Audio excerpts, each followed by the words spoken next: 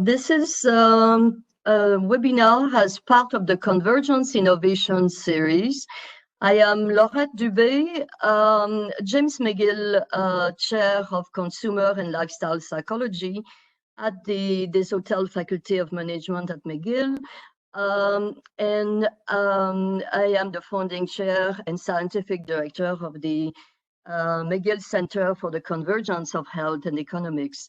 And it is very much within that context that we have pioneered for more than 10 years this approach that we call convergence innovation for lifelong wellness and sustainable economic growth. The series has been going for a couple of years now, very much to move from the perspective of competitiveness for worldwide competitiveness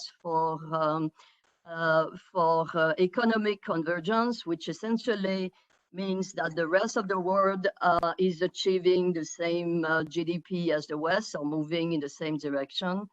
And I think with the current pandemics, in addition to the challenge that we have for human health, for environment, I think we all realize that that pathways needs to be tweaked a bit.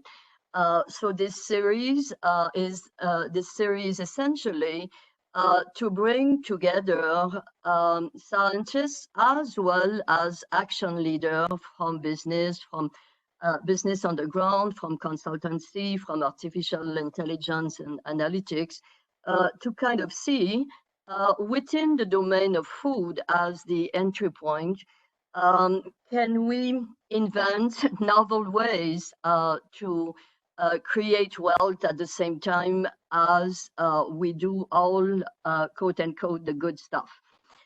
Today, I am extremely pleased to welcome my new co-chair of the series, to whom I will ask to introduce himself before coming back to me for introducing briefly those who will be on the panel, which will be moderated by John. And I will introduce also our speaker. John, you want to introduce yourself? Good afternoon, everyone. Delighted to be here, and thank you to Atefeh for doing today's briefing. We're going to have an exciting session after this, so hopefully everyone is excited for that. My background has been as corporate executive up the chain, VP of supply chain, CIO, and so on. Also an executive in standards and helping organizations do complex things. What I really like to get involved in is big, hairy problems that are sometimes scary. I started off my career in the military, and for the last 5 years, I've been deeply involved in academic research in the area of transparency and trust in the food chain. And I found out very quickly that it's a lonely area. There are not many researchers in that particular area looking at the deep theoretical aspects of transparency and trust. And I'm looking at it through the lenses of transaction cost theory, but also principal agent theory, and also signaling. So how we get those messages out. I'll leave it at that and look forward to re-engaging after Atefeh's briefing. Thank you, John. This webinar today is the second one of a series that we hope to be as short as possible, but that will last as long as COVID lasts, where we have the core webinar presentation is followed by a panel of experts to build on the topic of the day, but then thinking through within the context of this COVID-19 pandemics, to what extent can we all think to accelerate solution everywhere? But most importantly, also, can we use this as a stepping stone to really get serious about rethinking some of the way we are creating our economy and society, whether it's in the West or quote unquote in the rest. So I am extremely pleased today to welcome Atefeh Atefeh, you will excuse me, I never pronounce your name correctly, but I will give it a try. Ramezankhani. Atefeh is one of our top former trainees that we are very proud of. Her PhD was in strategy and organization, working in co-direction with myself, corrupting her to the convergence of supply and demand, convergence of social and commercial, and bringing into this the computational aspects. So our presentation will be very much on this capturing this dynamic complexity when on each side of the supply and demand, there is a lot of actors, there is a lot of moving pieces, and how can we move with some scale toward more socially oriented economy and more economically efficient society, let's say. And before I shift to Atefeh, I would like very much to give you just a brief overview of our panelists who will be discussing the building upon our presentation to address the specific case of COVID-19. The first is Martin Weber, Executive Vice President and Partner at GE Austin Associate Incorporated. Martin has a wealth of experience on the ground in actually working in building value chain in quote unquote developing countries and moving, trying to set the foundation for aligning supply and demand with a focus on competitiveness and agribusiness. And it is very much a pleasure to have him with us.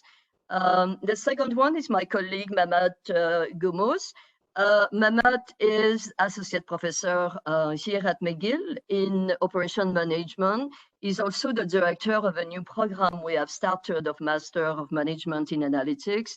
And extremely interesting work as well as action on the ground about optimization of supply chain, both in real time and on long-term perspective.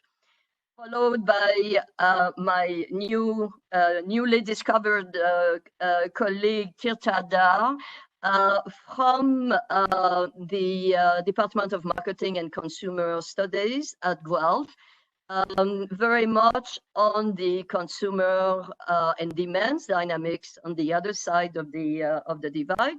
And last but not least, Bassem Monla, who is artificial intelligence subject matter expert at IBM, who is very much involved in a new MBA course that I am giving with constant support of Bassem to the MBA on what I call precision retailing, which is more or less the integration of convergence innovation, behavioral economics, and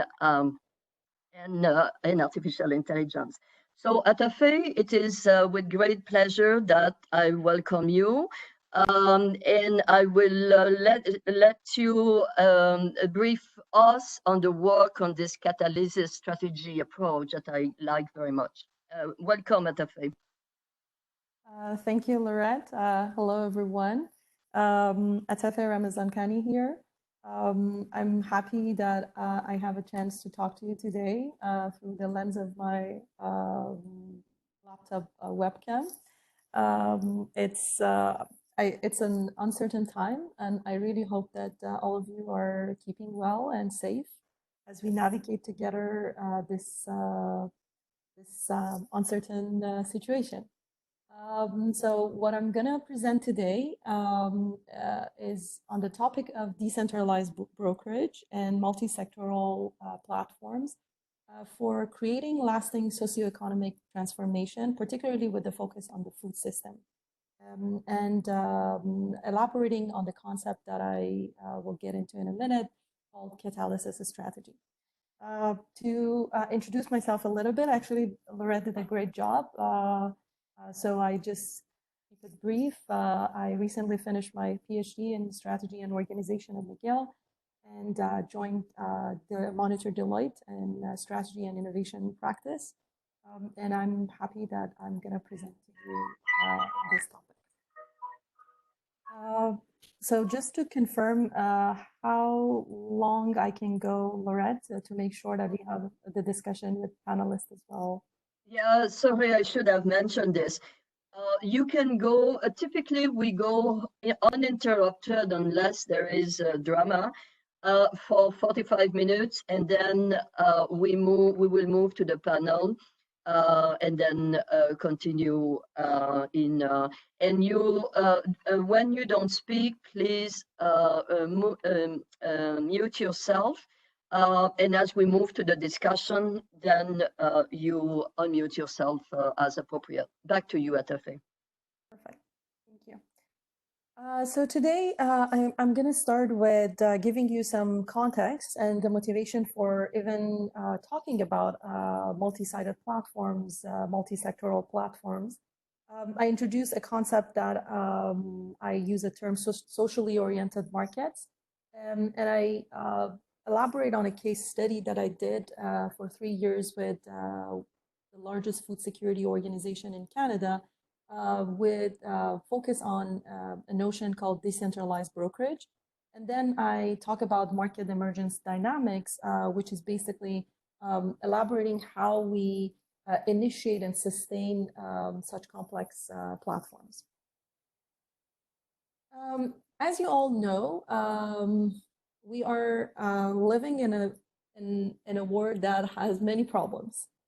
And as 2030 Agenda for Sustainable Development Goals points out, there are multiple global challenges that we are dealing with these days, from poverty to health to climate problems. And every day it's becoming more and more clear that resources that are available to international development agencies, philanthropies, and social sector actors are simply not enough to address these problems at the scale that is needed. I highlight two examples of these problems, which is going to be one of the topics of today's discussion.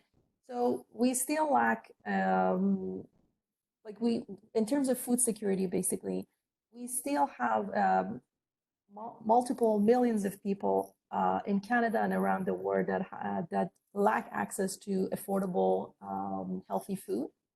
The numbers are pretty much considerable, even in the developed countries. That's the same case when it comes to, for example, clean energy and energy security. Around the globe, still we have 1/7 of, or almost 30% of the world population still lack access to energy, clean energy, affordable and clean energy. Most important one of them being electricity. But the point is, but the point regarding these development goals is that addressing these goals are usually highly interconnected with each other. When we talk about food security, we cannot forget the impact of poverty, economic development, and all interrelated health consequences and health outcomes of food security. So addressing each of these problems is usually highly interconnected with addressing other problems and other sustainable development goals. And this makes it a complex problem. One of the solutions that has been used around the world, and there are multiple examples for them, is use of markets and market dynamics to address such problems, a term that I use as socially oriented market platforms. These are mostly initiatives that start as a project or initiative and find their ways into the market arena bringing in new socioeconomic arrangements to create some sort of transformative mechanism to develop economically viable outcomes and scale them to address those particular problems. Sorry that I stopped here. I'm moving my icon so I can see my screen as well. So in terms of what they are, multi-sided market platforms are sort of arrangements that bring actors from supply and demand to interact together in a socially and economically viable manner with a broader social or environmental outcome. So going beyond economic value creation. Why we need them, as I mentioned, existing approaches to solve market failures and system failures that cause all the issues that we see we need to address under the umbrella of sustainable development goals usually fall behind to utilize all the resources, all the interactions that are available in the network to create a collective process for a scalable and sustainable solution. And how they address those problems, the aim of such market arrangements or market platforms is to transform existing and conventional social and economic structures being captured through like markets and as well as like social interactions from different actors, from public, private, and social actors, and enable them to interact in a sustainable manner to create simultaneous social and economic value.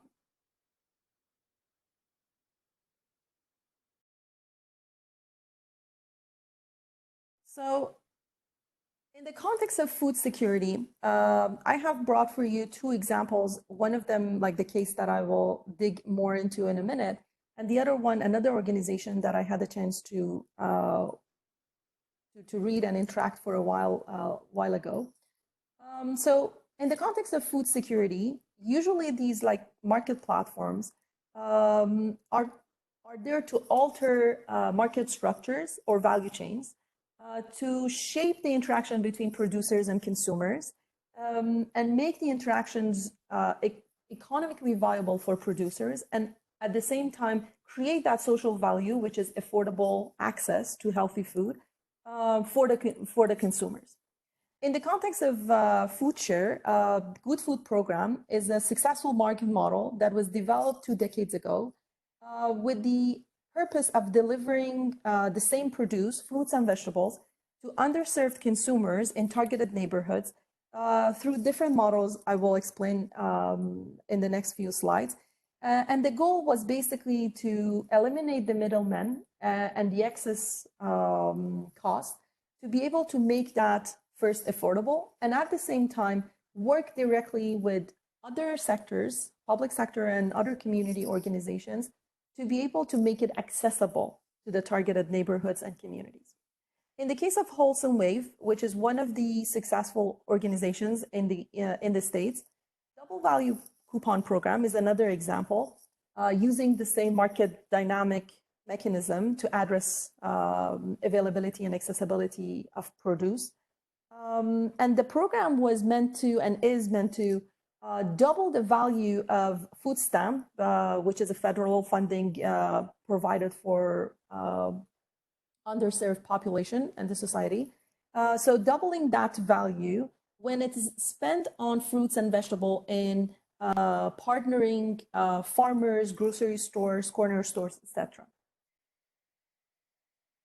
Another example, and from the context of energy, that I really like, and I think it's a great example when it comes to bringing all sorts of different actors together, is an initiative started by Rockefeller Foundation in 2014. And Smart Power for Rural Development was a $75 million initiative that was to address the last mile energy gap. So the initiative was to promote sustainable and scalable business models to deliver electricity for more than 1,000 villages in India, and then use that as a pilot to replicate the model in more than 8 other countries in Africa and Asia. And the key to the model, an interesting thing about the model, is that it's a decentralized renewable energy solution at a community level. And the goal is to substitute the centralized national grid model of providing electricity, which is basically a paradigm shift in electrifying consumers, like electrifying the cities and particularly smaller, less developed rural areas. And the foundation, basically what it did in India through the years 2014 to 2017 was to work with local government as well as energy service companies, particularly telecom tower operators, which I get into a minute why this is so important, investors and NGOs to be able to make this arrangement sustainable. To give you an idea why this is important is that usually economically such model, if we don't bring all these actors together, is not viable for a single actor to supply such electricity and to operate it. For this reason, the model innovative approach was its inability to bring all these supports from different actors for different reasons, and bringing in these different players to the game. So this model is financially sustainable and at the same time is socially beneficial for the rural areas and the consumer side. As you see on the right side of my screen, the supply side basically included all sorts of small-scale energy companies and even micro-enterprises, which also included economic development on the side of supply, solar panel manufacturers, so all local manufacturers and producers of electricity. And on the demand side, Rockefeller Foundation was able to, in collaboration with the local government and NGOs, to bring in and help telecom companies, large telecom companies, to operate and bringing them in as anchor customers for this mini grid, and also give them a win point so they could move beyond like expensive diesel energy or fossil fuels energy for their electricity use. And on the other hand, at the same time, provide opportunity for households in rural areas and small businesses on the demand side. And to make this happen, while this arrangement as a catalyst model and the organization as a catalyst organization was in place, other ecosystem actors were involved, including energy service companies, to basically help build and operate generation of this renewable electricity and transfer it to consumers. They brought in financial institutions and investors to provide all sorts of financial support for micro enterprises who were producing renewable electricity, local government to help with developing policy and regulatory environment in support of this arrangement, and micro enterprise accelerators, all sorts of accelerators, to provide technical support for these enterprises. And NGOs, on the other hand, for bringing in new consumers in the community. So to work with local community and to empower them to become a consumer base for this arrangement. As you can see, building such arrangements, multi-sided market platforms, particularly when it comes to also addressing some sort of social problem, is highly challenging. And the challenge lies in three reasons. The first one, as I mentioned, is that usually these arrangements are new. Providing renewable electricity through a decentralized model is pretty much a paradigm that is an alternative paradigm or a new paradigm. So this calls for new understandings, change of behavior from all the stakeholders involved. It usually needs a high commitment and investment from multiple groups, from social sector, public sector, and market actors. The other reason why these platforms are challenging to initiate and sustain is the high interdependency between stakeholders. Usually the number of stakeholders that are involved is high, and the model makes sense if all the actors are highly involved and chip in to this arrangement.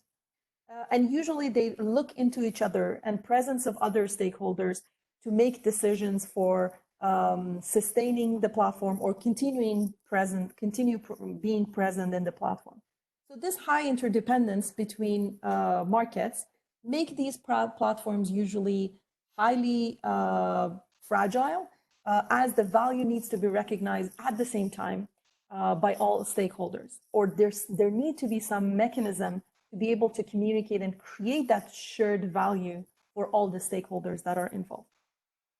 And for these first two reasons, usually to be able to make these platforms work, we need, in the examples of the real world, we usually see the presence of a committed and a dedicated set of actors who work as catalyst or broker in this mechanism. And these are actors that usually are with a system-wide perspective or system-wide influence, or at least they try to bring in all the stakeholders within the ecosystem they are targeting to facilitate different actors' interaction and to create value for all the involved parties at the same time. For this reason, from this background, basically, when we think about creating such platform, what I call socially oriented market platforms, we need to solve for two puzzles. First, to better understand the role of these catalysts or the strategies they adopt. So what is the bridging organization catalyst role and their catalyst role in transforming the conventional socioeconomic arrangement that is in place to be able to reach that system level impact? And the second question that we need to solve for is how to sustain such model at a population level, at a scalable level. And for answering this question, we need to be able to understand the market dynamics and the dynamics of interaction between these stakeholders that are involved. So these are the two questions that I hope to elaborate more through my presentation here. I studied these questions with two different lenses in the past 4 or 5 years. The first role of catalyst, I was able to work with an organization that I earlier mentioned, FoodShare Toronto. They are the largest food security organization in Canada with a successful market model. I worked with them over 3 years of ethnography work and was able to interview more than 80 plus of actors that are involved in this network. And it was more of a longitudinal case study of the context within the context of food security. In terms of the market dynamics, I studied that through a mathematical model that captures the dynamics of growth and establishment of such markets through time. And I will dig into more later. So let's jump into the FoodShare case. FoodShare Toronto is started in 1985 as a 20K project from the heart of public sector, from the heart of local government. And since 1992, they were able to create a sustainable market model that directly connects producers from conventional supply chain, which is province's largest industrial distribution hub, and directly connecting local small-scale farmers to consumers in the underserved neighborhoods. Their work consists of 3 major pillars, if I want to summarize. The big part of their work is their market pillar, as I will dig into more in a minute. In parallel with this, they are huge active organization on the side of community activities and community programs around food education, incubating all sorts of food businesses, community agriculture and community gardens and urban agriculture, as well as multiple school nutrition programs, both on the side of providing snack and food programs, and supporting with the model that is happening in the schools, and at the same time educational programs. One particular part of the recent work is the community animation piece, which is interesting in the sense that they are working with other partners from public sector and social sector to animate projects, market and non-market projects within communities, and then transferring the knowledge, transferring the capabilities to community actors and leaving that to them. And the third line of work is the whole line of work that they do with public sector and philanthropic organizations to connect them with community organizations and local actors, channeling funding and resources through their existence, and also all sorts of policy and advocacy work that they do. I brought in, and maybe before I move on to my next slide, as this project was a qualitative ethnography work, I'm trying to present it as much as possible with the visuals and the data to give you a sense of the concepts that I'm proposing and discussing. So that's the reason that you'll see many of the examples in a picture format, and I'm trying to help you take you with myself to the ethnography work that I went through and work with that organization on the ground. So the market pillar of Future is under the umbrella of the largest program around a $7 million food market program called Good Food Market. And as I mentioned before, they directly connect supply side actors to the consumers in underserved communities. And how they do it is through a food hub that they have built within the industrial food hub. So on the supply side, they buy produce directly from conventional largest industrial food hub in the province called Ontario Food Terminal. And they buy from small-scale farmers and community farmers, which is an interesting point, because usually these farmers are not able to sell to those conventional supply chains through the scale problem, because of the scale problem. And on the demand side, they sell to consumers through different good food program models that I show you in a minute. And what they do in the middle is simply they operate that infrastructure, which is a short-term supply chain. And at the back, basically, on top of this warehouse, they have built this food hub, which does all these community work and policy work and public sector interactions that I told you earlier. The Good Food Program portfolio is designed, and it has evolved over years in a way that is able to meet different needs and different models and preferences of communities and consumers in different neighborhoods depending on the needs. So basically, this organization was a very dynamic in terms of evolving as the needs of their target audience was evolving. So they started the program in 1992 that evolved into a later model in 1994 called Good Food Box. So the Good Food Box model, very simple, again, buying the produce, packing them in the boxes, and selling the boxes and delivering them to community-run drop-off points across the city. The interesting point here is that all the supply chain that was emitted in between was meant to make the produce as the price, as the purchase price, or very minimum top up on the price. So basically, Future is trying to make this connection as if consumers in underserved neighborhoods in the city are buying directly from a local small-scale farmer in the rural area in the province.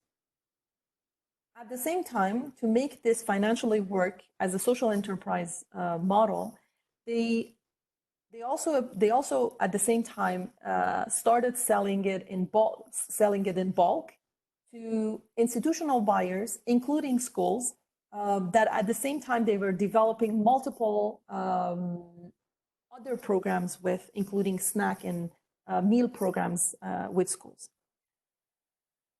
Later down the road, because of the needs that they sensed from the community, they added another model, which is called good food markets.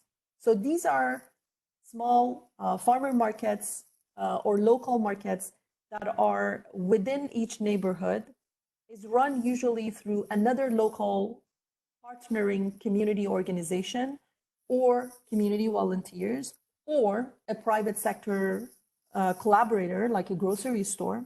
So these markets are meant to as a way to reach out to consumers and in underserved communities through a market model, so consumers have more choice, and at the same time they have flexibility to choose to the amount that they want, because the box was usually fixed in terms of the items and the amount of items per box. Later in 2012, they added another component, which was a mobile market. And this was in response to multiple neighborhoods in the city that were super dense with high rises, and having those market models or good food box drop-offs were not feasible. So mobile market was a way to enable Future to get access to neighborhoods, but not through a market or basically fixed market, but more of a moving market. That a bus that was retrofitted to a market, and it was moving throughout the city, for example, 5-6 locations per day. And the latest model and most recent one is Grab Some Good Market, which is another attempt to address the problem of people who are needing these sort of produce with this price, are the people who even are constrained and have constraints on their budgets, on other aspects of their budget. So usually one of the reasons why they are not able to meet their food needs is that they are also need to do and think about their budget on the transportation, etc. So the whole point of the subway model was to make sure that in certain areas and neighborhoods, there are markets within the subway stations, so they don't need to buy another ticket while they are moving or transporting from their work home, etc. So all these markets were evolved through years to address some aspect of the problem which was not seen and addressed through the conventional supply chain.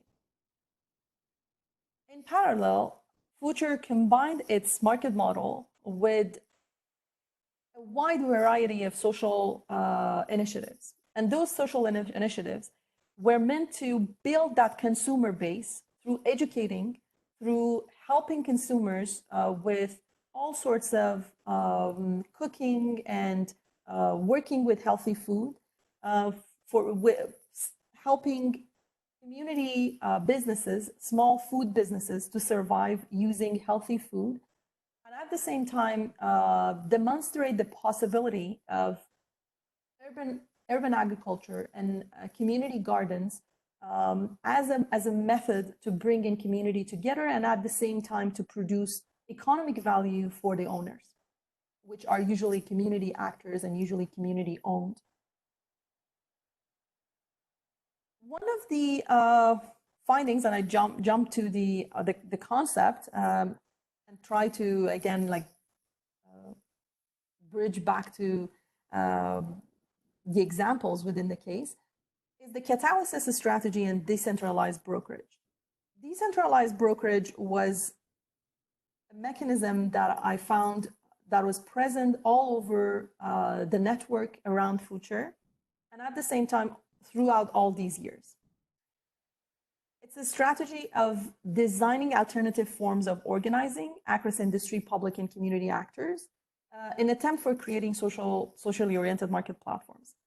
And what I mean by this is that on the left side, you see a conventional model of brokering, or the concept of brokering that we understand to date, which is usually a catalyst or a broker trying to connect two organizations or two actors together, pretty much like conventional brokers in the context of, for example, real estate or any other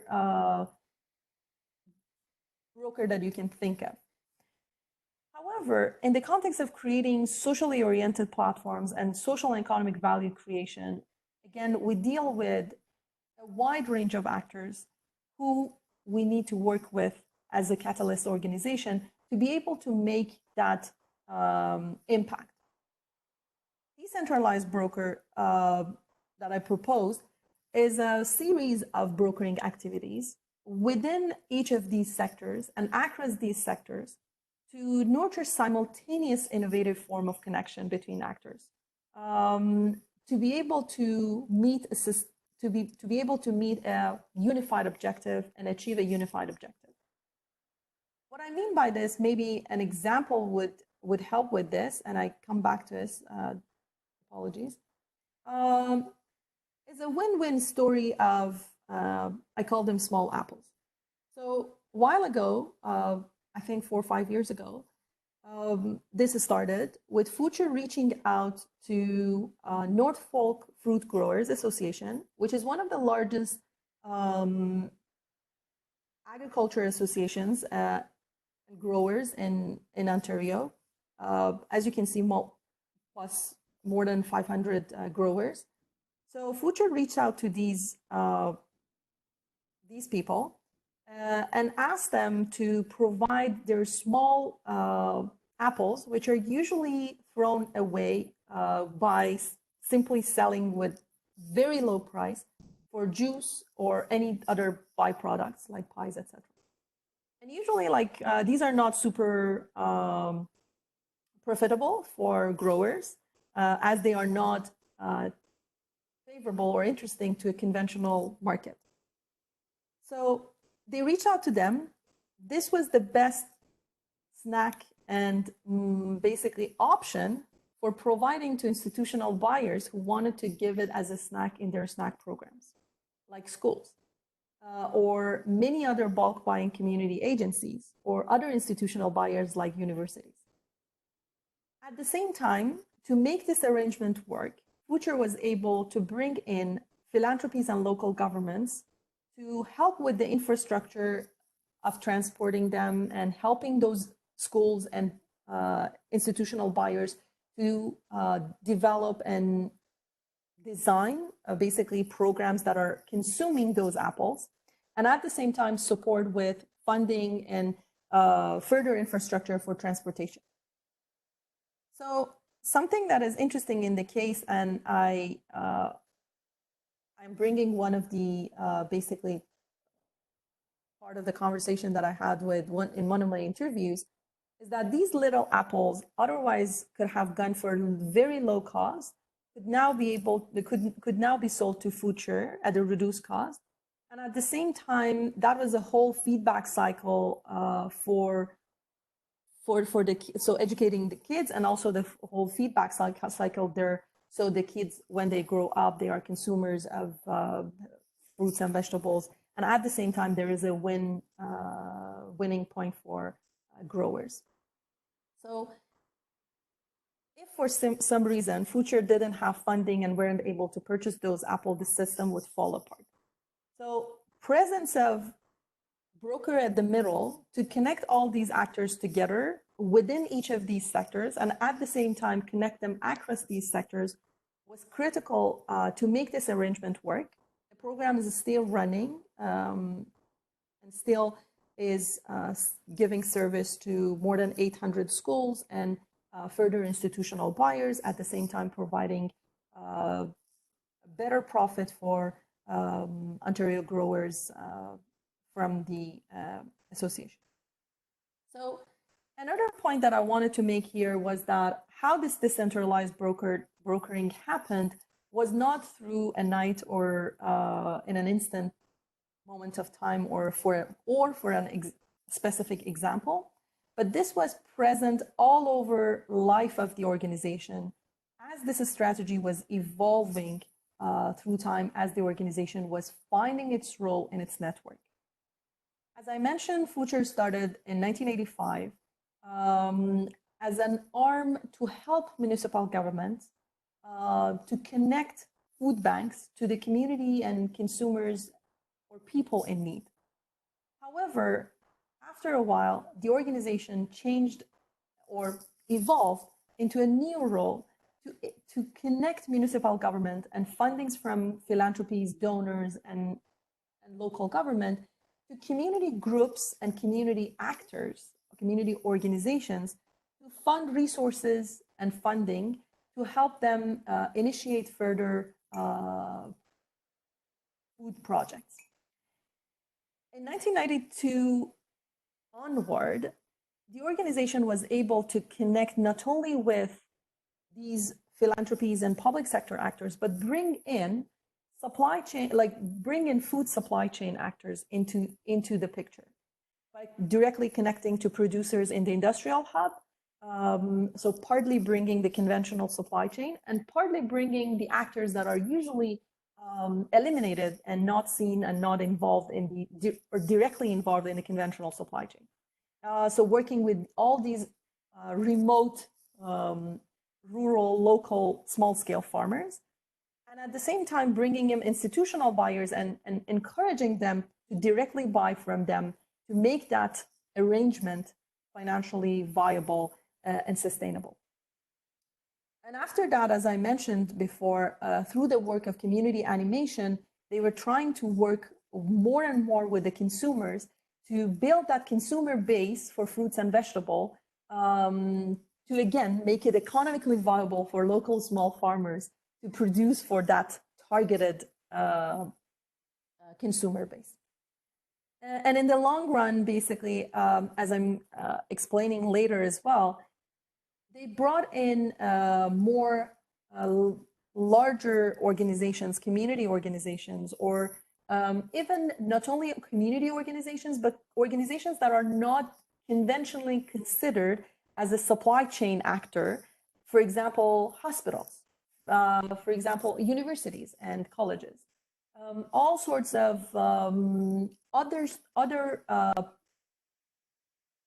public actors, which are not necessarily a food buyer or a grocery store or a retail store. So they brought them in to make the market sustainable through the operation of them. So basically asking them and making them and supporting them to operate the models on Future's behalf. Another interesting point that I observed in this case, which is applicable to many other cases as well, is the joint efforts that was happening by social and public sector actors. And the catalysis strategy was going around between not only like public sector actors, but also community actors. This is one of the quotes that I heard from one of my interviewees, and it was like interesting that I wanted to share it with you as well. That this is from a policy expert from local government.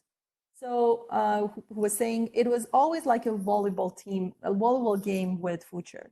We were responding to each other through all these years. Sometimes we were serving the ball and they were catching, and some other times they were serving and we were catching. So this was like a hand-in-hand work of social sector, public sector, with bringing in private sector actors to make it sustainable. With the public sector in specific terms, they were able to work through all these years to co-create the problem-solving and solution domain. And what I mean by this is that when the problem was addressed, or not addressed, but when the problem started to rise in late 1980s, all people could think of was about hunger. So it was all about just feeding people who are in need. And that was the reason that food bank model was so famous at the time. But as time went by, this organization and many other organizations were started to voice the fact that these problems are not are highly interdependent. These problems are not different from each other, and they're highly connected. For For this reason, they brought to the picture the health component, which was the whole reason why the good food box and connecting and why fresh fruits and vegetable, as opposed to canned food that was usually or like canned food or any other less healthy food options in food bank models. Here the model was also bringing in health. And when later on, when time went by in early 2000, they turned the conversation around including agriculture and production as well. So to be able to not only meet the needs and like address a problem on the demand side, which was the need for healthy food through all those market initiatives and community initiatives, but at the same time, pay attention to this, to the system, that there are multiple local farmers and outside of traditional production model, that they are in need of having a sustainable and guaranteed demand, and bringing in the component of urban agriculture, even sustainable agriculture, to the picture with supporting farmers and all the programs that they had on the supply side. And in the longer run, which is more recent years, the conversation has turned into bringing the component of income, which is empowering the communities to for economic development in the communities, and empowering communities to work around food and use food as an anchor for income generation and economic development in the communities. They were able to do that basically by having a solid network of experts, connecting those expert opinions from local communities, researchers, etc., or policy bodies, to connect them with community and connect them with public sector actors. And at the same time, as I mentioned, articulating different aspects of the problem and the solutions from the experience that they had from implementing all these community initiatives. So as you can see here, so FoodShare brings its real experience on the ground into these conversations by saying we have done this, it's possible, and this is the way we have experienced it, and this is the way we suggest to go for it. With the community actors, on the other hand, they were highly involved as well to co-create the solutions. So the solutions were highly customized. While all of them were under the umbrella of Good Food Program, the models that we could see around the different neighborhoods were very different, because they were responding to the same problem, but at the same time in a different context, in a different for a different audience. So, for example, on the bottom of this slide on the right, you can see this is very interesting, and I was so impressed by seeing this. This is a very local market that is run weekly within a high-rise in one of the underserved neighborhoods in Toronto. And the market is run by collaboration from one of the grocery stores. And the market itself is within the building, basically within the laundry room, close to the laundry room of the building. And it's it's a market. It's not necessarily a food bank or charity or anything. So they were able to customize and create all sorts of customized solution by, first of all, bringing outside stakeholders like philanthropies to the picture. So funneling the resources, etc., as I told you.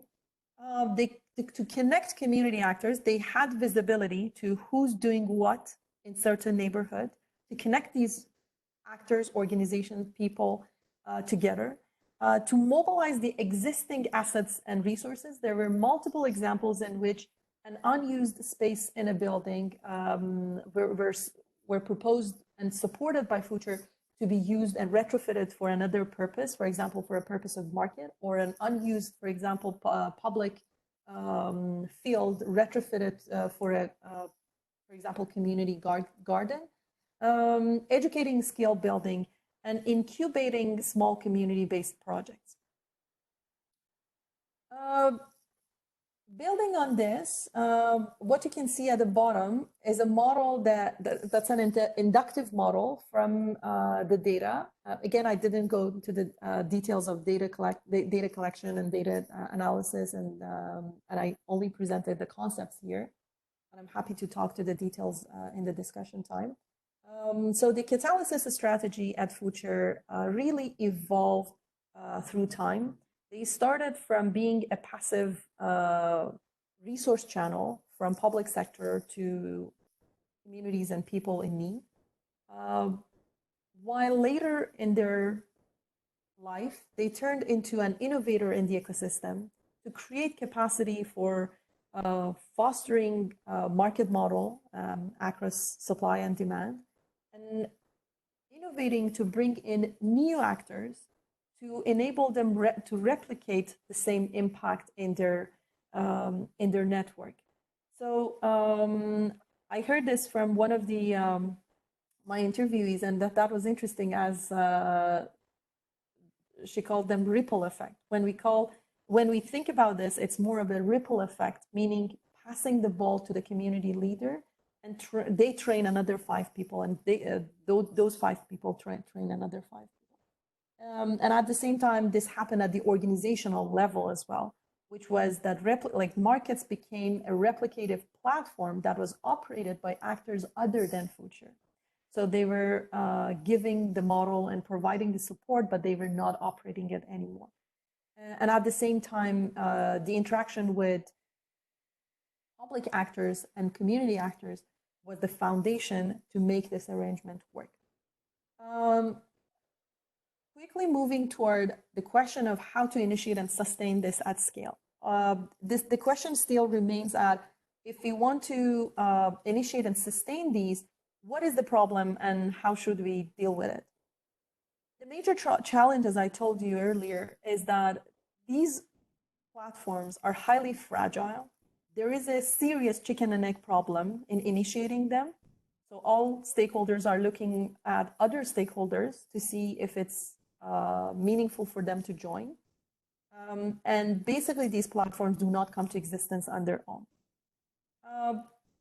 A quote from Ashwell Dayal, the director at Rockefeller Foundation, about particularly, I brought in again the example of smart power for rural development.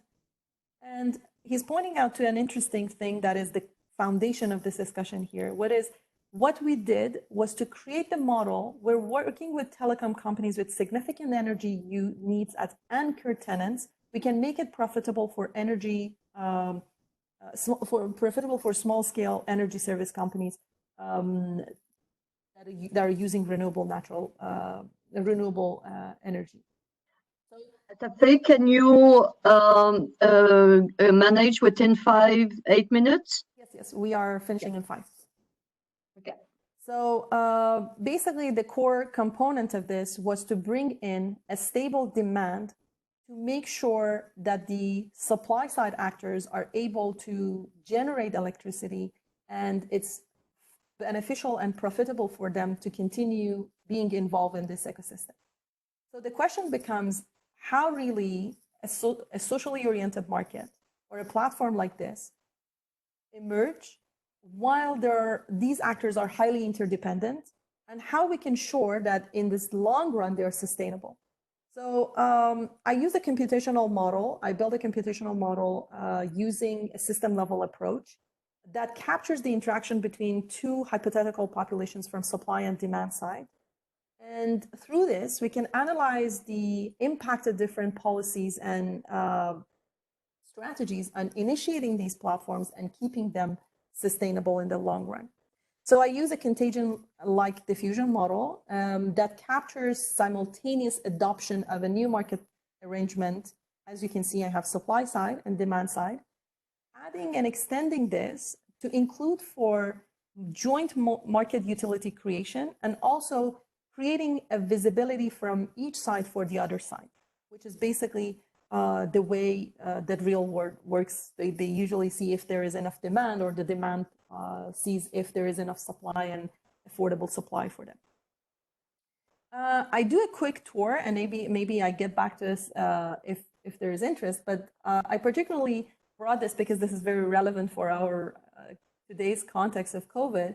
The foundation of my model is built on a contagion log diffusion model, which is also called SIR model, susceptible, infective, recovered models, that capture dynamics of infectious diseases spread in population. On the right, you can see that we have a population that are susceptible, they are infected, and then they recover, or they're removed from the population through, unfortunately, like death, for example. As a very quick and simple example of SARS on the right side, you can see.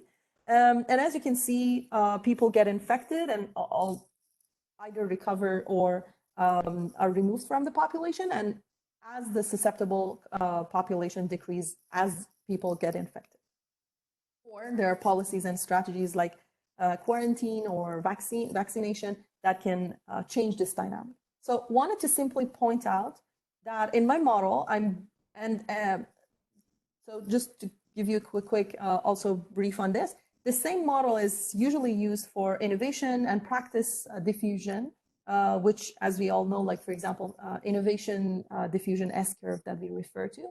So I'm building on the same notion, but what I do is that I extended that to couple it on two sides, that they interact with each other as the market utility is built in a favorable or unfavorable manner.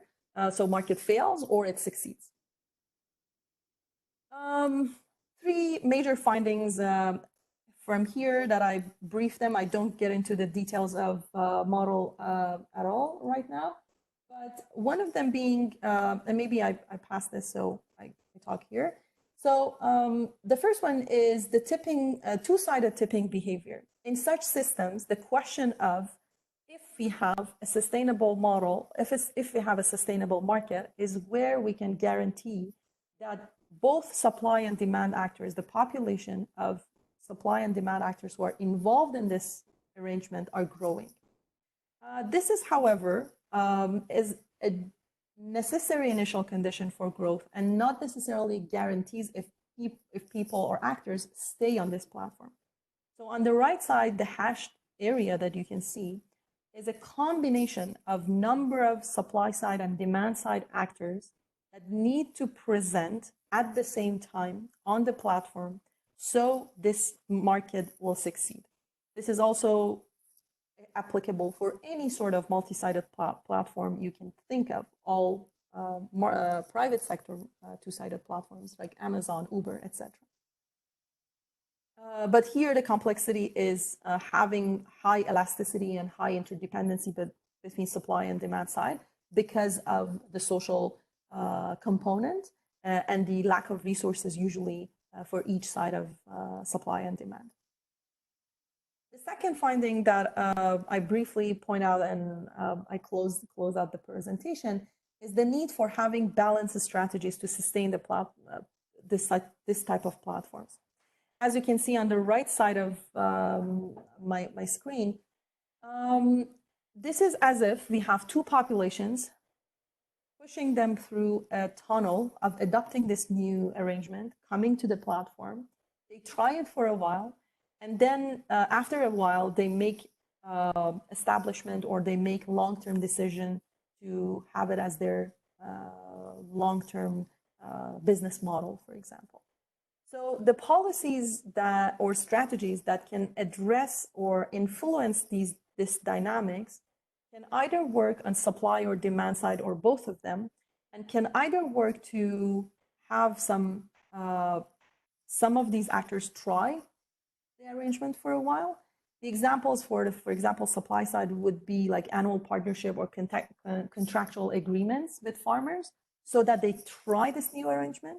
And some other type of initiatives that are more establishment policies, which are capability building or infrastructure buildings for local, for example, community markets to provide the space for farmers to be able to connect with communities. So maybe I quickly point out to this, and there needs to be a balanced effort for sustaining the platform. what you can see on the left and right are number of established adopters or actors who are involved in this platform in the long run. A policy that is shown at the direction of arrow, as you can see, is make and the warmer color, larger number of participants. While this policy is making number of participants from supply side better, it is worsening the number of actors who are involved from demand side. So what is very interesting in this perspective is that the coupling supply and demand side together gives us this understanding that when we develop and design policies and strategies that are meant to make that market sustainable, we need to have that systemic view in order to also study and investigate the influence of the policies on the other side. So in this funnel model, if we push actors from, for example, on supply side, too fast to the funnel, these actors will try the arrangement while we can imagine that this is a success. However, while not having enough demand or actors from other side, these actors will not establish with the market and the market will fail. I pass this argument for now, but basically the role of catalyst is highly critical here as an intervening actor to make sure the policies are balanced both on supply and demand side and both on trial stages and establishment stages. I leave this to the panel, and I'm happy to answer any questions. And sorry, I took, I think, 5 minutes more than what was. Thank you, Atefeh. Just a brief comment before I shift to John, who will be leading the panel. What is very impressive is that the theorizing and the modeling that Atefeh has been doing by observing a non-digital supported platform, this organization, Food Share, that is the biggest food security NGO of Canada, and yet it is its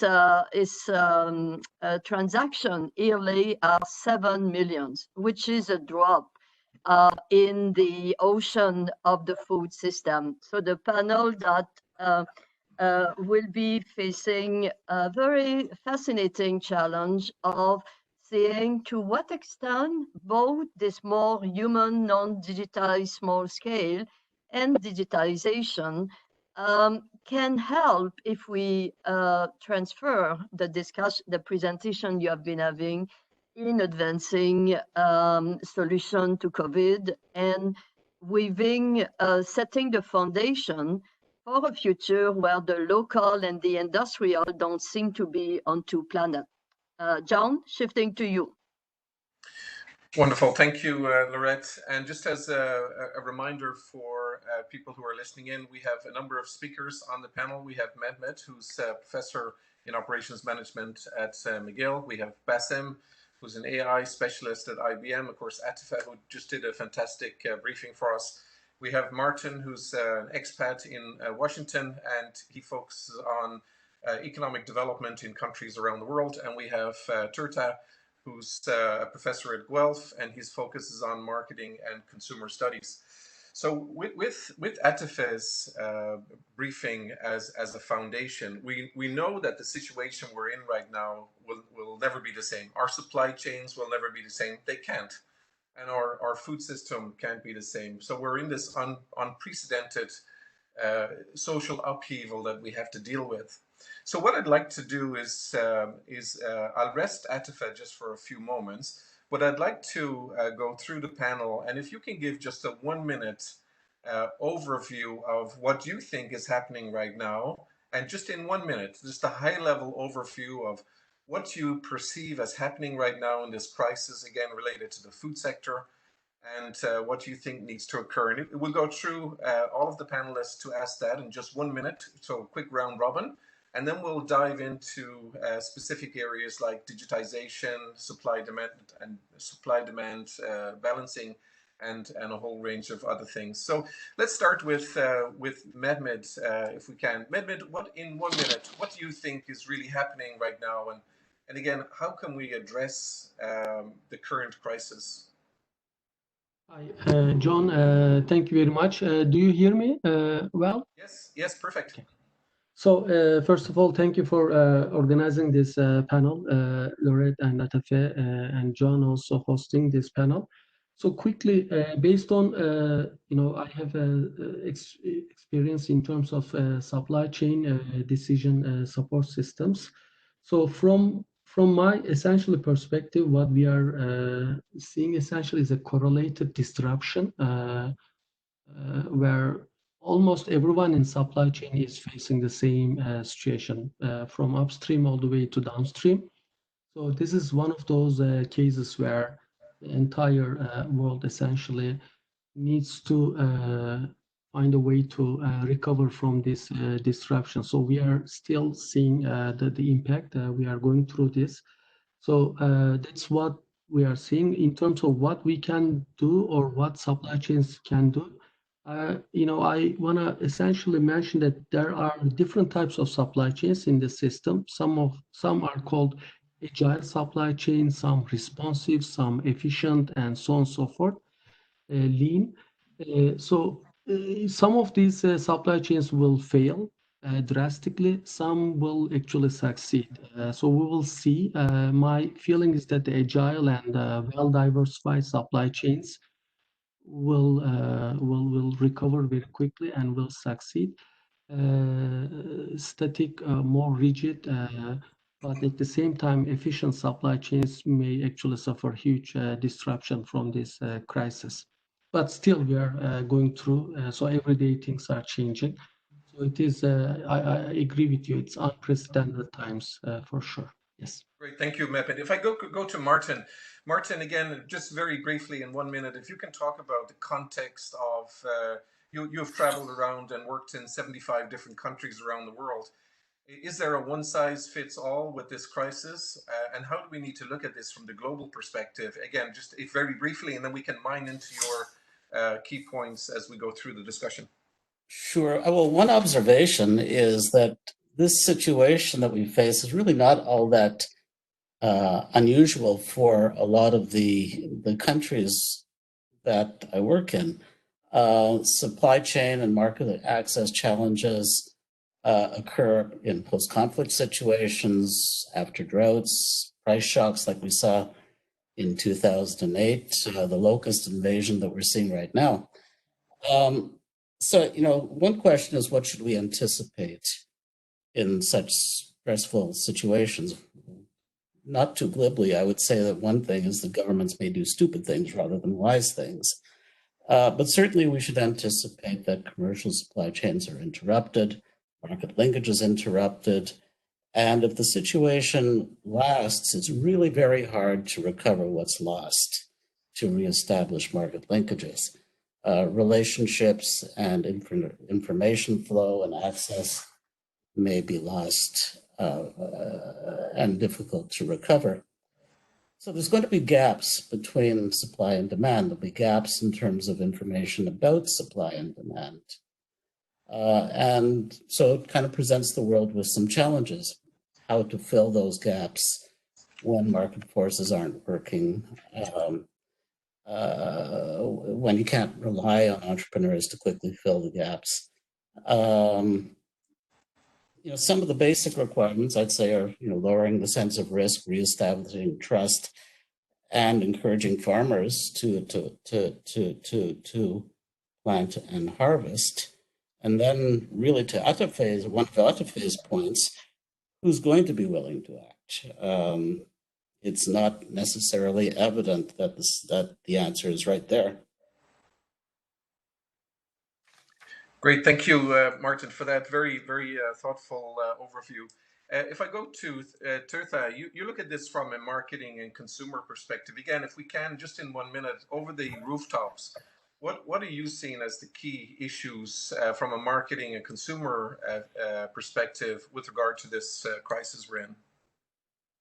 John, thank you very much, and thanks for organizing this event. This is terrific and a lot of interesting ideas and thoughts. So on the marketing side, especially on the consumer side, just to give a high level perspective, one thing we'll definitely see, and we have observed in the past, like whenever we have significant shock, consumer changes their behavior, and not only changes their behavior, some of these changes may be short term, some of them can be persistent.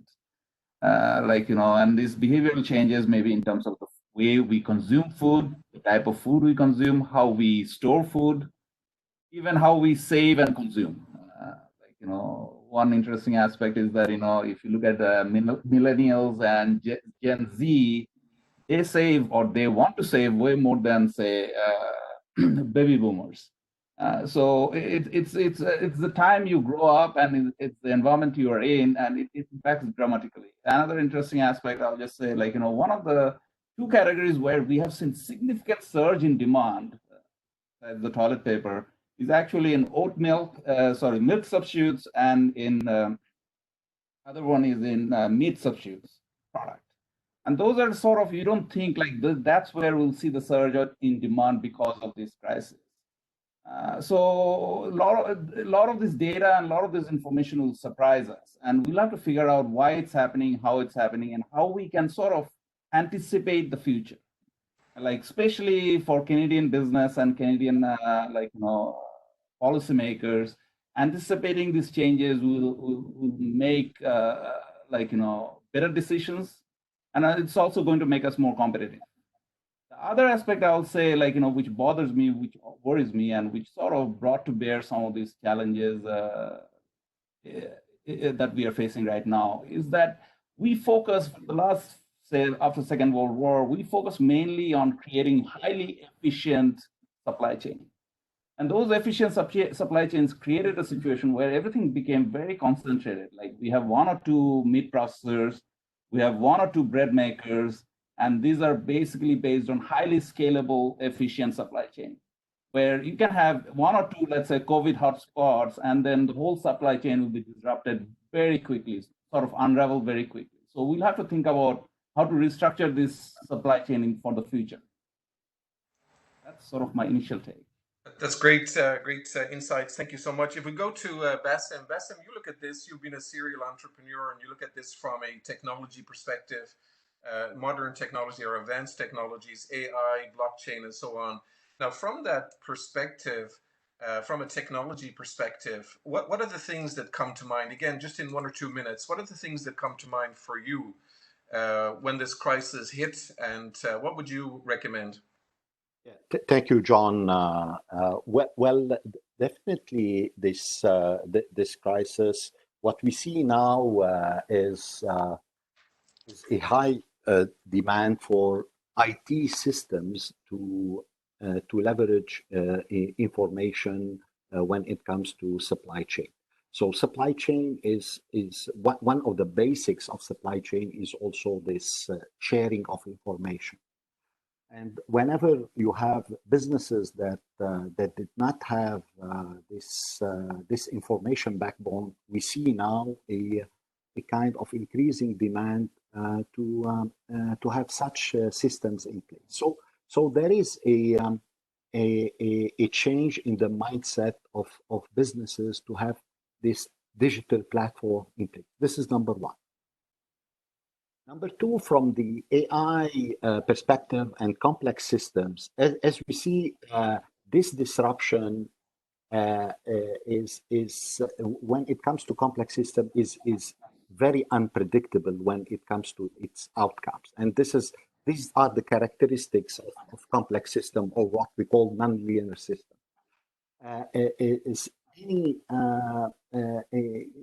Any small differences in initial conditions might give you very different result of simulations. So are we going to recursive disruption of this kind, a new stability model? I frankly don't know, and this is one of the questions that will be I would love to monitor and see in the future. Great, thank you, Basim, for that. Atefeh, I'll leave the question for you just for a moment, and let me just make a frame here for us to discuss as we go through the points. A couple of points or questions that I will ask.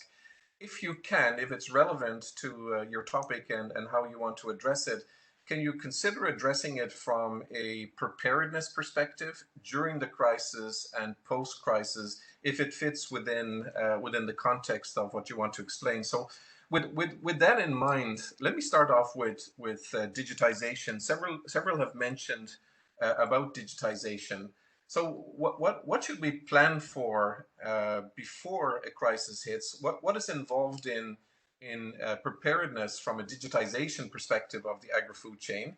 When we get into a crisis, what needs to happen? And how do we normalize or build future supply chains that are resilient? Again, if we can keep to about 2 minutes for the answer, then we can do the round robin and we can go on to more questions. So let me start with Atefeh on this one.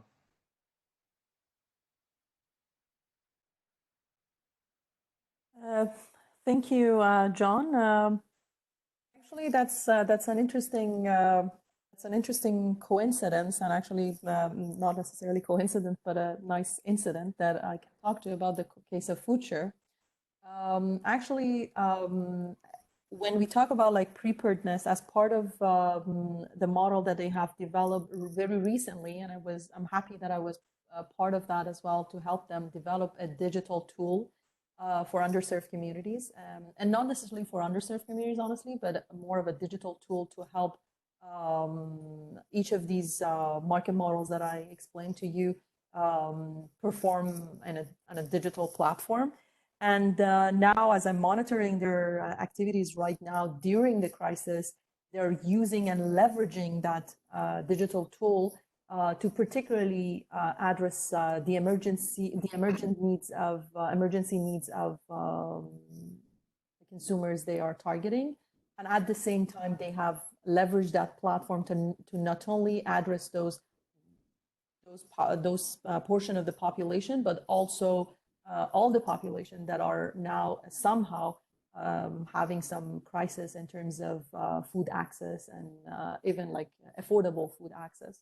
So this is something I wanted to point out. So definitely, I do agree with you that having preparedness in the supply chain through digital platforms is super crucial, and to know how to leverage them when crisis comes up as part of the strategy and the preparedness as well. Thank you, Atefeh.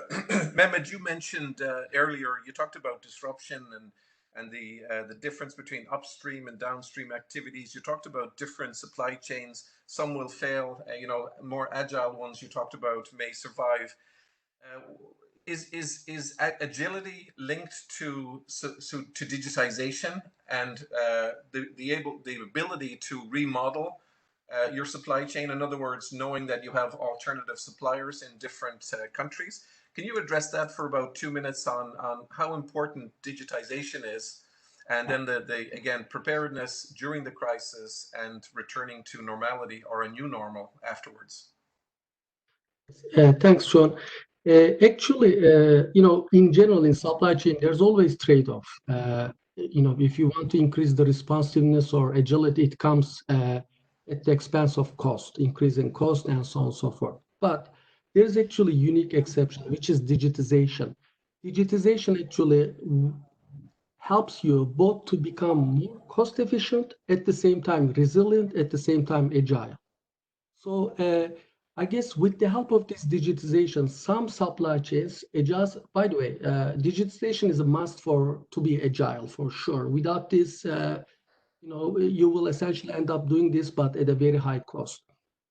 But even if you are efficient supply chains, even if you use this lean idea, sourcing it from only a couple of suppliers, with the help of digitization, you may actually lower the risk of failing. So digitization, essential to summarize, helps both efficient supply chains as well as agile supply chains. So that's my take essentially on this. Wonderful, thank you.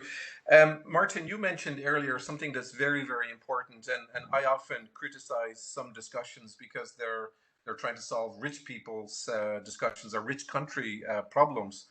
But you grounded us on the fact that it's not unusual for countries, developing economies, to have problems. You mentioned locust invasions, and you have strife and other issues, famine and harvest issues. So what can we anticipate beforehand? You talked about, can we anticipate interruptions? It's going to be hard to recover. You talked about building trust and lowering the risk. How important is digitization for the developing economies to prepare for a crisis and managing during a crisis? Well, one basic question is how much digitization is there to start with in some of these economies? And clearly, the more the better. The use of digitization is perhaps more basic than in developed economies. It might be as simple as being able to find buyers, find out what prices are in different markets, and to receive payments. I think, and those are all pretty basic. The more you have of any of that, the more robust your supply chain is going to be.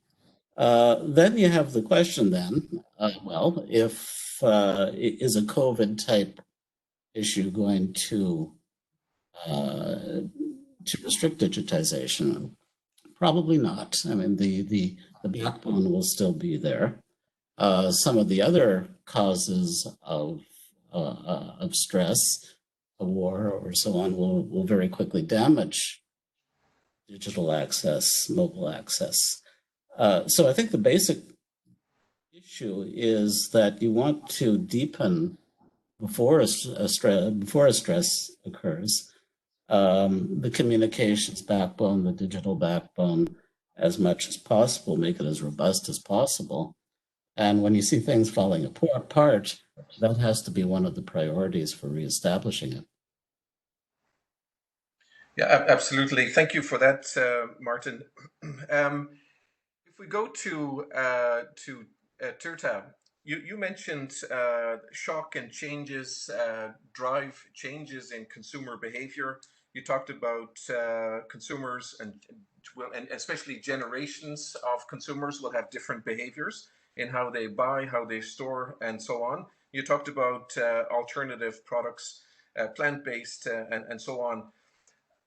In the context of digitization, how important is digitization for the different generational groups? And is it more significant for the younger group? Are they adopting digitization much quicker, much easier? And how can we manage with that within a crisis? All right. So on the digitization, in terms of the familiarity, obviously younger generation, they are more familiar. They are more adept to, let's say, work in a digital environment and process more digital information.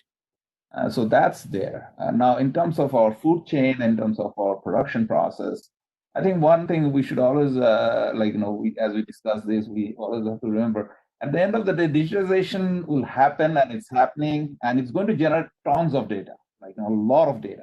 This is the whole idea of big data comes in. And the question is that, do we have the capability to use this data to make the right decision?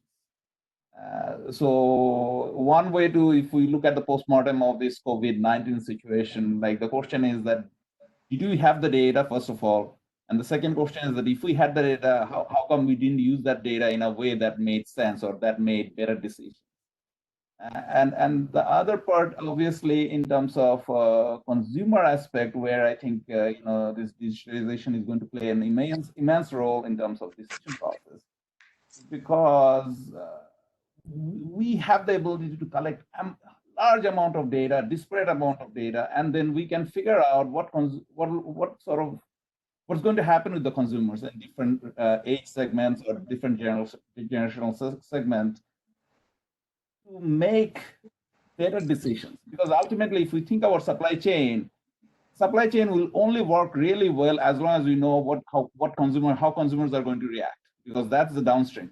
So upstream will only work really well if the downstream is understood exceedingly well. Otherwise, you will create basically choke points in different places. And the digitization, the other aspect of what I'll say, especially out of this discussion following that, in most sectors, what we have seen, digitization has enabled us to create platforms. Now, the way to think about platforms, you think about bazaars in India. Like in bazaars in India, it's sort of a platform. Those bazaars evolved, say, evolutionary process over hundreds of years.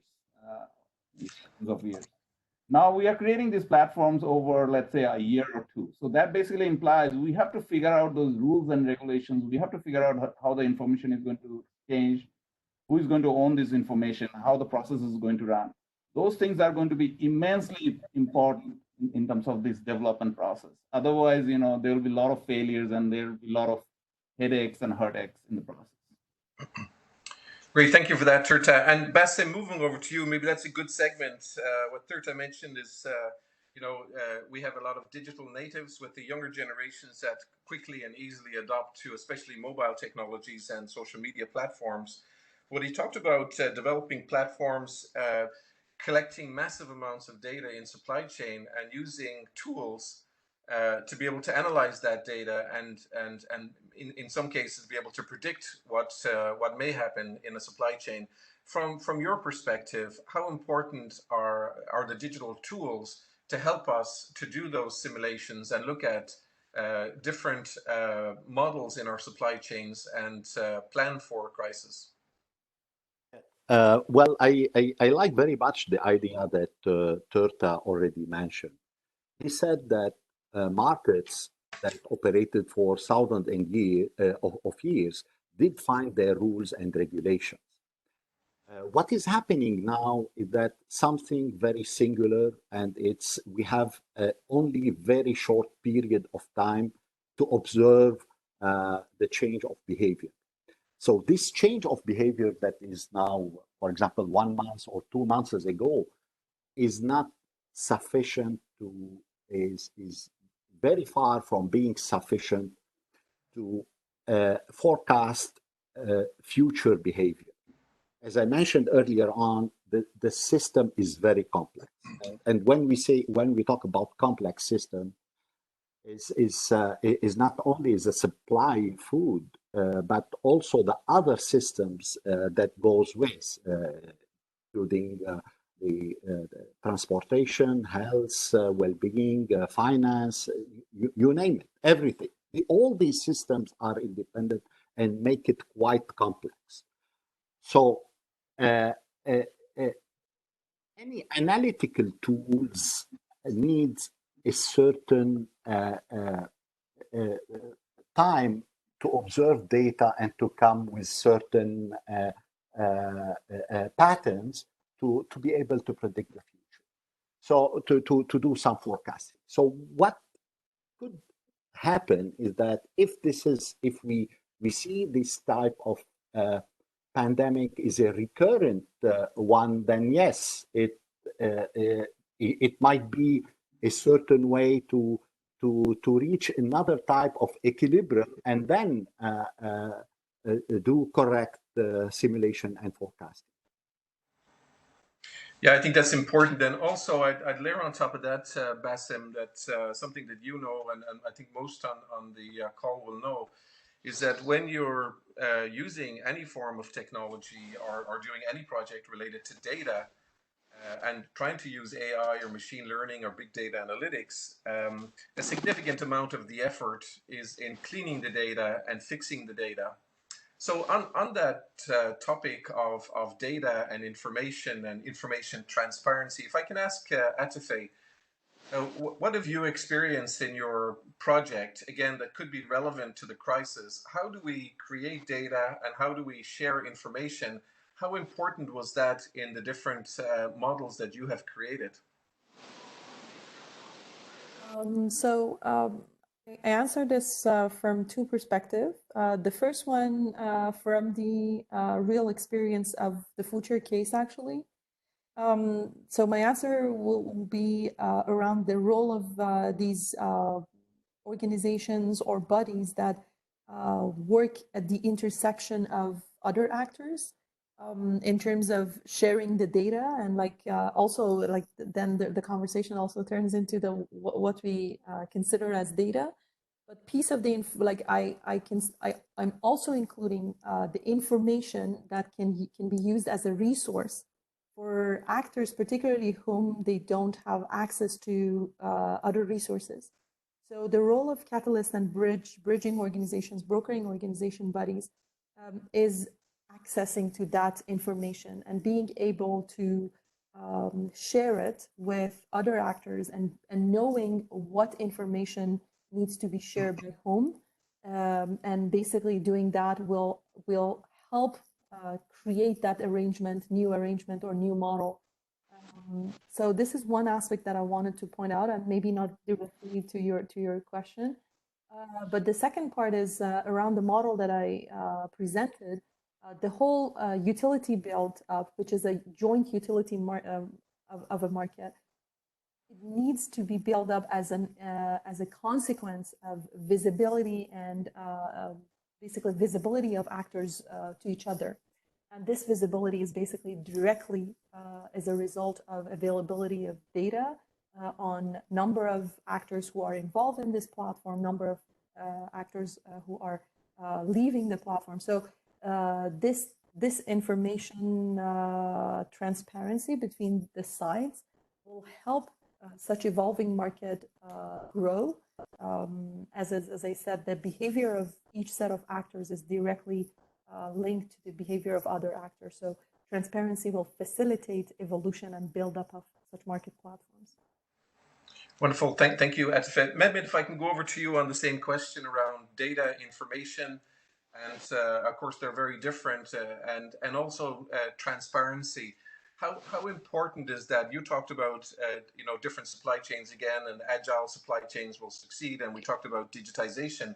But how critically important is it, in your opinion, that we ensure that we have the right data, we have the right information, and we can interoperate with different systems, and we can enhance transparency? So actually, building on Atefeh's and Tirta's essentially discussions about these platforms, if you data is a very generic term. Actually, we need to now distill this data part into kind of layers. So far, companies, if you think about supply chains at different levels, upstream, downstream, both, they are quite actually successful in terms of implementing those ERP tools. They actually brought them to a level where they can bookkeep those stuff, transactions, and so on and so forth. In terms of the second layer, which is more execution systems, where you need to be able to track exactly which package is where and in real-time fashion, there, I guess the adoption is not at the same level as ERP. And the third level is, how can you use this, data in real time to make decisions, which is more sophisticated systems, which was referred as by Basim. So in terms of decision support, even the adoption is even quite actually in bad shape. So we need to literally go through these adoption phases now. Hopefully this, to a certain extent, this crisis will expedite the more traceable kind of digitization and also more sophisticated systems. And also in link to this, companies need to actually create processes in order to be able to enter this data into system, integrate it with their ERPs, and also to be able to absorb and use this information in a meaningful sense. So this process part is super difficult. One thing is implementation of these systems, but second layer, as you mentioned, you need to build the right process, you need to give the ownership, and so on and so forth. This part is still yet to come. Great, thank you for that. Martin, if I go over to you, you mentioned something about risk and trust, again, from the developing economy perspective. What more could you say about that? Again, because I'm very cognizant of not trying to solve only rich economies' issues, but that we take this from a global perspective, and again, in context of COVID-19. Is it even possible that we can help the small economies, the poorer economies, to develop more resilient systems, to be able to plan better and execute during a crisis? How important is lowering the risk and building trust? I think those are the two basic issues to making food systems and value chains work in these economies. And we should be aware that there's a huge variety of economies, but the more sophisticated a value chain is, the more that information has to flow, and the more that the upstream supplier has to be able to trust the information. When you get into investments like traceability issues, or understanding what the buyer or the market requirements are going to be, there's more information flowing, and there has to be very increased amounts of transparency. What does that mean? That means that there has to be trust built into the system, because that is what reduces the risk and enables investment through the system. When the system is broken, if the relationships have been strong throughout the supply chain, then it's perhaps relatively easier to reestablish that trust. So I mean, let's just say that that's a matter of principle and a matter of translating trust into sense of risk. But I was very taken with what Atefeh called decentralized brokers. And that relates to these issues as well. If you have a stressed supply chain, if you have relationships or seller relationships that have frayed or have disappeared, somebody has to take action. And local actors can take action if they feel that those actions are going to be supported, if they're empowered, if they're going to be encouraged and carried through with the support of local authorities or other authorities. And I think that translates into an opening for these decentralized brokers. If there's a history of success with that type of intervention, that type of entry point, that creates a sense of trust and a sense that in the aftermath of an issue like COVID or anything else, that local actors can be effective in doing something to deal with the issue, that they don't have to wait for buyers to appear or for the government to take an action or something like that. John, if you allow me, I would like to pick Martin's brain a bit further. Within the context, we are engaged, in fact, with some systems dynamics modeling, a bit like Atefeh has been presenting, on developing a flight management simulator for aflatoxin in Ghana and hopefully in other countries. And as many of you know, we are currently saying it should not be just modeling, it should be supporting action. So we are creating what we call those full Convergence Innovation COVID platform wherever we can. And the one in that we were just discussing yesterday, the challenge, and where we were told, and it's not our Convergence Innovation, it's a whole CGIAR network that is also kind of trying to see how can we support action better. And the point that was made, and the person who was with us was the one who was the emergency, he was the lead of the emergency action in one of the states of Nicaragua.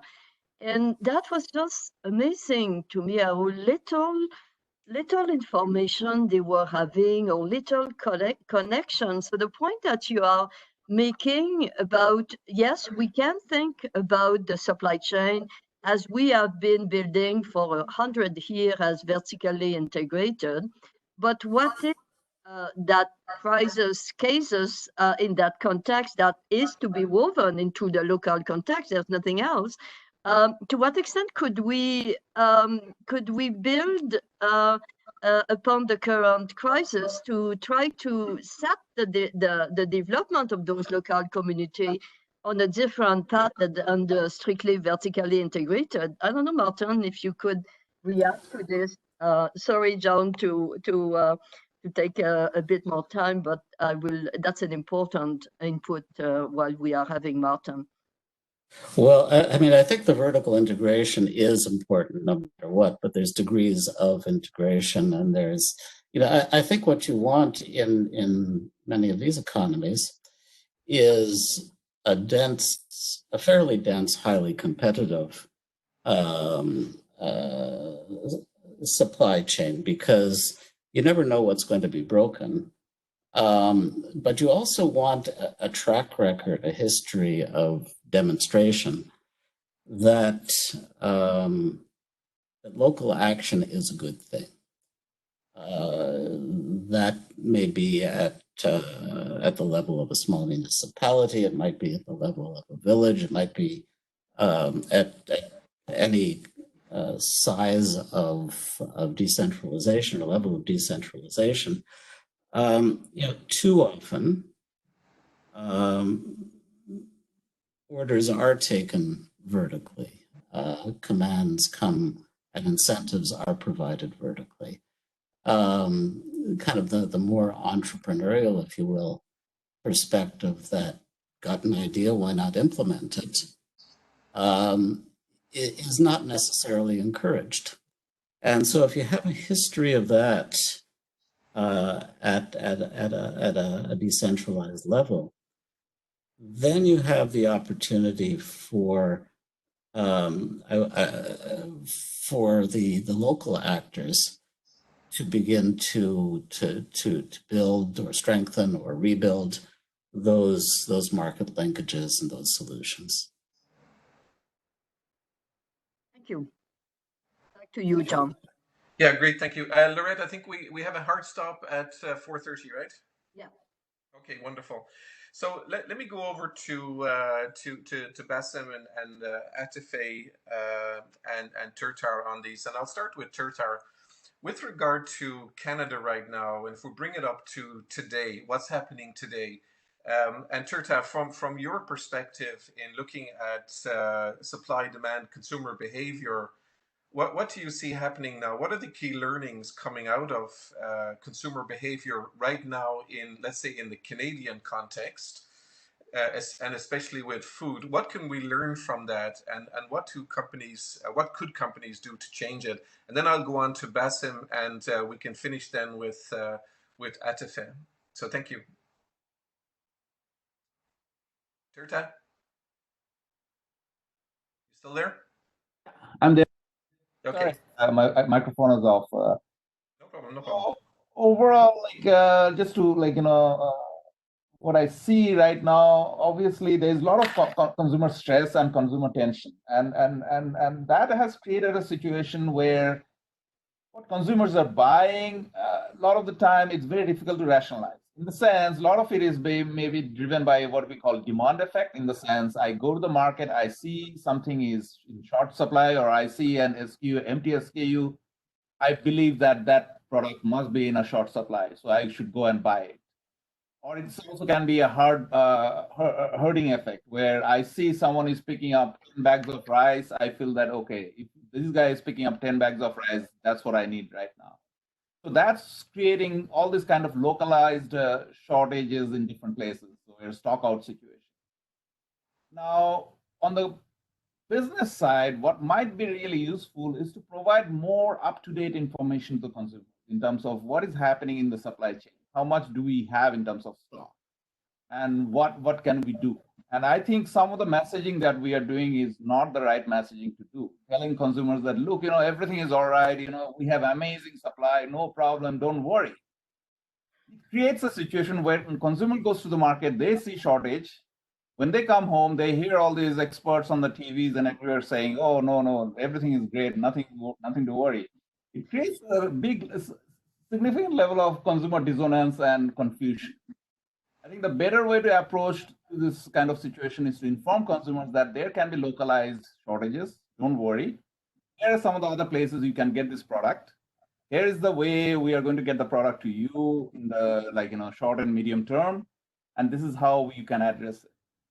And obviously, the long-term situation is still, we have to think about it moving forward. But that's where we are right now on the consumer side. Great, thank you for that, Tirtha. Bassem, can you comment briefly on what you see and what you perceive on the consumer side right now? Just again, you can put this in your own context from a family or neighborhood, whatever context you like, and then I'll pass to Atefeh to do a summary of the conversation and to close us out. Yes, from the consumer perspective, what I see that definitely are different reactions, and I see from it's not only one type of behavior. There are people who are confident that by nature and see that this is a very temporary thing and that everything will come to normal and no way to buy extra food or extra additional anything. So it's like business as usual, and they don't take too much. The other are more panicking. So what I want to say is that from the consumer perspective and behavior, we have a large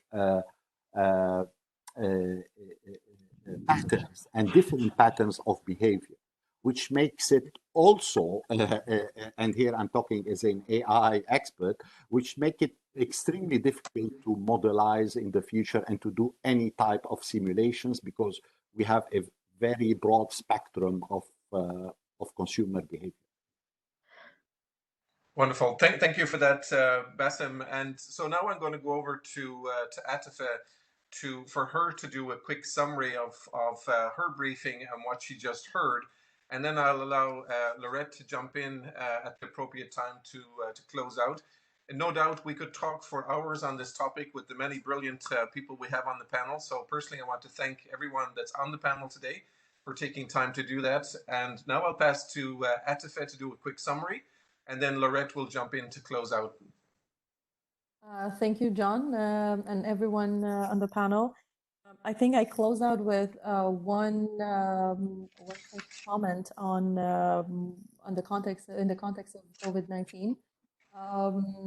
As we can see nowadays, with potential for import challenges and constraints in the current food system in Canada, there is a room for engaging and thinking about complementary models and complementary supply chains for food provision for the society as a whole, and also underserved portion of the society. And this one definitely is backed up by digitization, and at the same time building trust for new actors to jump in. And maybe one thing that also very much relates to what I presented in the case of FoodShare, thinking about non-conventional and new actors, both from supply side and demand sides, that come to the picture when we think about this complementary or new model or support model for traditional food provision model that we have in the country. thinking about all sorts of social actors as well as local producers on the supply side is part of this. So thank you so much for everyone for a great discussion, and I pass it on to Laurette for closing today's webinar. Thanks a lot to all of you. I think that this 2 hours was a good investment of everyone's brains and time, and I do hope that it will contribute to advance convergence in science and in action. Just a brief next step.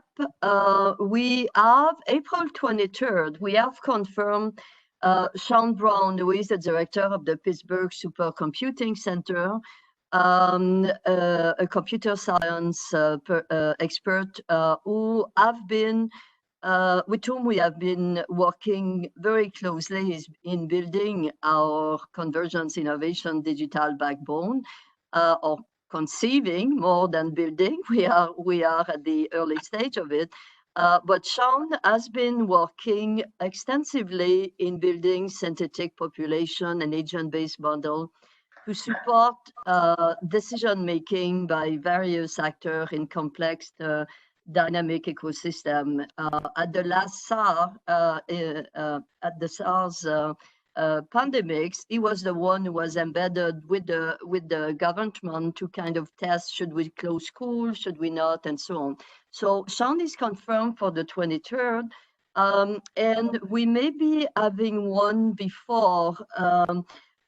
Someone who was on the PhD seminar this morning, who has been, she is a clinical epidemiologist as well as a lot of behavioral science in her thinking, and she has done a tremendous job in reviewing the current pandemics and all the biases and good decision and action that are made by man and machine as the pandemic unfolds. So we may or may not have her